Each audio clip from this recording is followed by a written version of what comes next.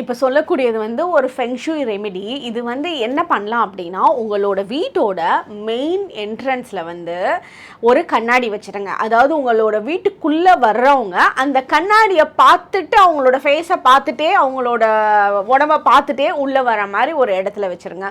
So இது எதுக்காக அப்படின்னா, இப்போ வந்து உங்களோட வீட்டுக்கு ஒருத்தவங்க வராங்க, அவங்க ரொம்ப நெகட்டிவ் வைப்ஸில் உங்களை பற்றி தப்பாலாம் நினச்சிட்டு கொஞ்சம் போட்டி பொறாமைகளோட திருஷ்டியோட எல்லாம் வந்து கண்ணுப்பட்டதோட உள்ளே வராங்கன்னு வச்சுக்கோங்களேன். அது எல்லாம் அந்த கண்ணாடி பிரதிபலிக்கும். அந்த மாதிரி நெகட்டிவ் எனர்ஜிஸை நம்ம வீட்டுக்குள்ளே விடாது, அப்படியே வெளியே போயிடும். அதனால அவங்க கூட சேர்ந்து அது வெளியே போயிடும், உங்களுக்கு எந்த பாதிப்பும் இல்லை. அதே மாதிரி அந்த வீட்டுக்கு நல்ல ஒரு பூ பழங்களோட, ஸ்வீட்ஸோட, நல்ல ஸ்மைலிங் ஃபேஸோட உங்களை பார்க்கணுன்னு ரொம்ப ஆசையாக ஓடி வராங்கல்ல, அந்த இடத்தோட வைப்ரேஷனை டபுள் த டைம் வந்து அது அட்ராக்ட் பண்ணி கொடுக்கும். நீங்கள் வந்து பார்த்துருக்கீங்களா, இப்போ வந்து இவங்க மகாலட்சுமி வழிபாடெல்லாம் பண்ணுறப்போ அதில் ஒரு சின்ன கண்ணாடி வச்சு வழிபாடு பண்ணுவாங்க.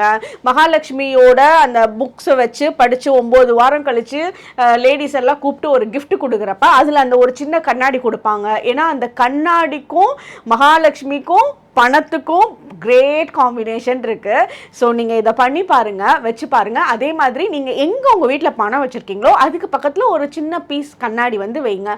உங்களோட கேஷ் பாக்ஸில் வைங்க, இல்லை பர்ஸில் வைங்க, இல்லை பீரோவில் அந்த பணம் வந்து அந்த கண்ணாடியில் பிரதிபலிக்கிற மாதிரி ஒரு இடத்துல வைங்க. அந்த இடத்துல ரொம்ப பெட்டரான ப்ராஸ்பெரிட்டி க்ரியேட் ஆகும். தேங்க்யூ.